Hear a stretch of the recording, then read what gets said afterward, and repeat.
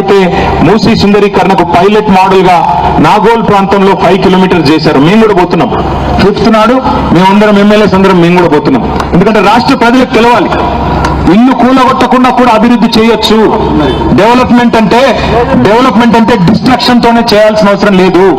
ఇవాళ కేసీఆర్ గారు చేసిన పని మీరెందుకు చేయరు? కేసీఆర్ గారు ఏనాడైనా పేదవాళ్ళ మీద ఈ రకంగా ఇరుచుకొని పడ్డారా? పేదవాళ్ళు మధ్యతరగతి ప్రజలంటే చాలా అల్కగా కనబడుతున్నారా నీకు?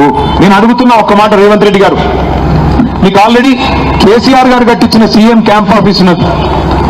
మీ ఉప ముఖ్యమంత్రి గారు ఇవాళ అక్కడ ఉంటున్నారు. మీరేమో రెండో ఇల్లు కడుతున్నారు. ఇవాళ ముఖ్యమంత్రి క్యాంప్ ఆఫీస్ పేరిట 200 కోట్ల రూపాయలతో మర్రి చెన్నారెడ్డి ఇన్స్టిట్యూట్ లో జూబ్లీ హిల్స్ మధ్యలో ఇవాళ ముఖ్యమంత్రి గారు విలాసవంతమైన 2 ఎకరాల ఇల్లు కడుతున్నాడు. ఆ ఇంటి కాంపౌండ్ వాల్ నిర్మాణానికి, ఆ ఇల్లు కాంపౌండ్ వాల్ నిర్మాణానికి మొన్ననే 9 కోట్ల రూపాయలతో టెండర్ పిలిచాడు. కాంపౌండ్ వాల్కే 9 కోట్లు అంటే ఇంటికి 200 కోట్లు అవుతుందా కాదా? కాంపౌండ్ వాల్కు 9 కోట్లు అంటే ఈయన కట్టుకునే కోటకి చుట్టూ కంచెలు కడుతున్నాడు. ఉప ముఖ్యమంత్రి భట్టి విక్రమార్క గారికి ఇదివరకు కేసీఆర్ గారు ఉన్న ఇల్లు ముఖ్యమంత్రిగా ఆ ఇంట్లో ఆయన ఉంటున్నాడు. ఆయనకు మధ్యలో ఇంకో ఇల్లు ఉంది, క్యాంప్ ఆఫీస్. 2 ఇండ్లు ఉన్నాయి, కానీ ఇవి 2 సరిపోవట్లేదంట. 3వ ఇల్లు ఇప్పుడు ఖమ్మంలో కడుతున్నారు ఉప ముఖ్యమంత్రి గారి కోసం. అంటే ముఖ్యమంత్రికి 2 ఇండ్లు ఉండాలా, ఉప ముఖ్యమంత్రికి 3 ఇండ్లు ఉండాలా? కానీ పేదవాడికి ఒక్కటి కూడా ఉండకూడదా? పేదవాడికి ఉండే 200 గదాల ఇల్లు కూడా నీకు కంటగింపుగా మారిందా? ఇదేనా నీతి? రేవంత్ రెడ్డి గారు, మేము 1,00,000 డబుల్ బెడ్రూమ్ ఇల్లు కట్టాం హైదరాబాద్ లో. నేను నిన్ను సవాల్ చేస్తున్నా, నేను రాజకీయ సన్యాసం తీసుకుంటా. హైదరాబాద్ లో ఒక్క ఇల్లు కట్టినట్టు చూపెట్టి ఈ రోజుకి నేను రాజకీయ సన్యాసం తీసుకుంటా. ఎన్ని వేల ఇల్లు కూలగొట్టావు, ఎంతమంది ఆస్తులు కొల్లగొట్టావు. నువ్వు వచ్చినాక ఆల్రెడీ రియల్ ఎస్టేట్ డామ్ అన్నది. పాపం కష్టపడి ప్లాట్లు కొనుక్కుంటారు. చేవెళ్లలో, మొయినాబాద్ లో, అజీజ్ నగర్ లో, ఇంకా పైకి పోయి వికారాబాద్ దగ్గర చిన్న ప్లాట్లు కొనుక్కుంటారు మధ్యతరగతి ప్రజలు.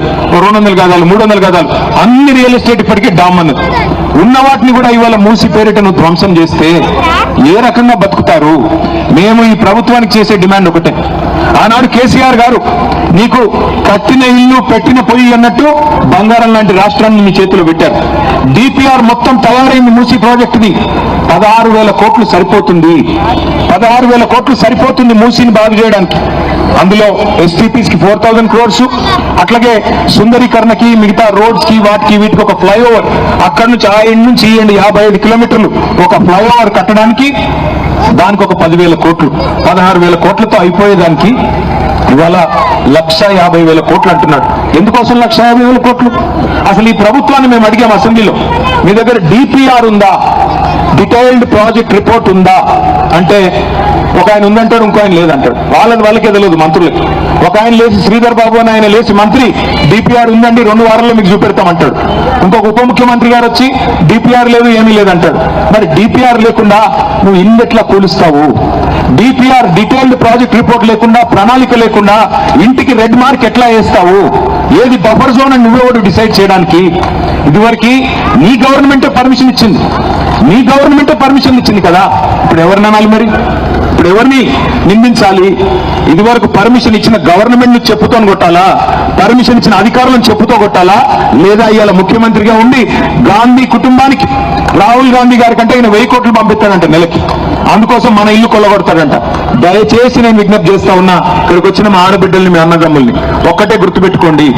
అక్కడెక్కడో చివరిన, ఆ చివరిన పైన బాపుఘాట్ మీద ఎక్కడనో ఇల్లు కొల్లగొడుతున్నారంట.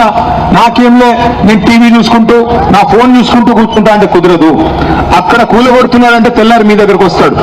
అక్కడ కూలగొడుతుంటే మీరందరూ ఒక కాకిని కొడితే 100 కాకులు ఎట్లా అయితే వచ్చి కావు కావు కావు అని చెప్పి గోల చేస్తాయో, ఒక్క ఇల్లు ముట్టుకున్నా మేము వస్తాం, మీరు రండి, బుల్డోజర్ల కడ్డం పండుకుందాం. ఎట్లా ఈ ప్రభుత్వం కూలగొడుతుందో చూద్దాం. ఇవాళ రాహుల్ గాంధీ గారు మాట్లాడతాడు, ఉత్తరప్రదేశ్ లో యోగి ఆదిత్యనాథ్ బుల్డోజర్ రాజు నడిపిస్తున్నారు అంటాడు. మరి నీ గవర్నమెంట్ ఏం దిక్తుంది ఇక్కడ? నీ గవర్నమెంట్ కూడా ఒక్కొక్క ఇల్లు కూలగొడతలేదా? మహబూబ్ నగర్ పట్టణంలో 150 మంది దివ్యాంగులు, కాళ్ళు చక్కగా లేనోళ్ళు, చెయ్యి చక్కగా లేనోళ్ళు, కళ్ళు కనబడనోళ్ళు, చెవులు వినబడనోళ్ళు 150 ఇల్లు కట్టుకుంటే ఇల్లు పోయి మొత్తం కూలగొట్టినారు. నిన్న వెలుగుమట్లలో, ఖమ్మంలో అక్కడ ఒక 1000 ఇల్లు కూలగొట్టారు. రామగుండంలో మొన్న కూలగొట్టారు. మళ్ళీ హైదరాబాద్ లో అయితే ఇంకా లెక్కలేదు. అందుకే ఒక్క మాట ఆలోచన చేయండి. నిజానికి ముఖ్యమంత్రి గారికి, ప్రభుత్వానికి చిత్తశుద్ధి ఉంటే బఫర్ జోన్లు, ఎఫ్టీఎల్ నిజమే అయితే ఎక్కడ మొదలు పెట్టాలి మీరు? Charity begins at home. నీ ఇంటి నుంచి మొదలుపెట్టు. రేవంత్ రెడ్డి సొంత ఇల్లు, ఈ మాట జాగ్రత్తగా వినండి. రేవంత్ రెడ్డి సొంత ఇల్లు కొడంగల్లో రెడ్డి కుంటలో ఉన్నది, ఎఫ్టీఎల్లో ఉన్నది. ఫుల్ ట్యాంక్ లెవెల్లో చెరువు లోపల రేవంత్ రెడ్డి ఇల్లు ఉంటుంది. దాన్ని కూలగొడతారా ఎవడన్నా? అధికారికి దమ్ముందా ఎవరికన్నా? ఉండదు. ముఖ్యమంత్రికి సిగ్గుందా? నీవు ఇల్లు ఎఫ్టీఎల్లో కట్టుకోవచ్చు. మీ అన్న దుర్గం చెరువులో తిరుపతి రెడ్డి ఎఫ్టీఎల్లో ఇల్లు ఉంటుంది, దాన్ని కూలగొట్టవు. పక్కన హిమాయత్ సాగర్ లో నీ మంత్రి పొంగులేటి శ్రీనివాసరెడ్డి ఇల్లు బఫర్ లో ఉంటది, దాన్ని కూలగొట్టవు.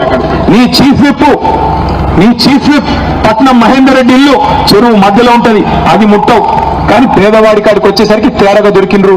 వీళ్ళకి ఎవడు మాట్లాడతాడులే, వీళ్ళ కోసం ఏం చేస్తారులే, వీళ్ళతో ఏమైతుందిలే అనుకొని నీ ఇష్టం వచ్చినట్టు నీ అబ్బా జాగీర్ అన్నట్టు 50 మీటర్ల బఫర్ జోను. ఎవరు చెప్పమన్నాడు నేను 50 మీటర్లు? ఏ శాస్త్రీయత ఆధారంగా నిర్ధారించినావు? 50 మీటర్లు ఎక్కడి నుంచి వచ్చింది? గతంలో 7 మీటర్లు ఉన్నది, ఇలా 50 మీటర్లు ఎట్లా అయింది? నీ ఇష్టమా? దయచేసి ఆలోచించండి. ఇటు 150 ఫీట్లు, అటు 150 ఫీట్లు అంటే 1,50,000 ఇల్లు, 55 కిలోమీటర్ల పరిధిలో 1,50,000 కుటుంబాలు ఇవాళ దెబ్బతినబోతా ఉన్నాయి. ఒక్క మీ రాజేంద్ర నగర్ నియోజకవర్గంలో 10,000 ఇల్లు కావచ్చు, తమ్ముడు కార్తీక్ రెడ్డి చెప్పినట్టు. కానీ వాస్తవానికి 1,50,000 ఇళ్లను, 1,50,000 కుటుంబాలను రోడ్డున పాడేసి ఏం సాధిస్తావు రేవంత్ రెడ్డి గారు? 16,000 కోట్లతో మేము డీటెయిల్ ప్రాజెక్ట్ రిపోర్ట్ నీకు ఇస్తాం. ఒక్క ఇల్లు కూలగొట్టకుండా మేము చూపెడతాం. చెయ్యి, దమ్ముంటే నీకు చేతనైతే చెయ్యి. ఇవేవీ లేవు. పేదలకు ఇస్తాన్న డబ్బులు లేవు, 100 రోజుల్లో చెప్పిన హామీలు లేవు. కానీ కమిషన్లు వచ్చేదానికి కావాల. రైతు బంధు వేయడు, ఎందుకు కమిషన్ రాదు? పేదవాడికి పెన్షన్ ఇస్తే కమిషన్ రాదు, తులం బంగారం ఇస్తే కమిషన్ రాదు. కానీ ఇక్కడ రియల్ ఎస్టేట్ చేస్తే కమిషన్ వస్తుంది కదా. అందుకే ఒక రియల్ ఎస్టేట్ బ్రోకర్ ఇవాళ ఈ రాష్ట్రాన్ని నడుపుతున్నాడు. నేను ఇంత హార్ష్ గా మాట్లాడడం మంచిది కాదు, కానీ తప్పట్లేదు. మీ ఆవేదన చూసిన తర్వాత, మీ బాధ చూసిన తర్వాత, మీ కోపం చూసిన తర్వాత, చిన్న పిల్లలు వచ్చి మాట్లాడుతున్న పద్ధతి చూసిన తర్వాత అనిపిస్తున్నది. మేము మీకు ఒకటే మాట ఇస్తా ఉన్నాం. పెద్దలు కేసీఆర్ గారి తరఫున ఒకటే ఒక మాట, 2 ఏళ్లు కాపాడుకోండి మీ భూముల్ని, మీ ఇళ్ళని.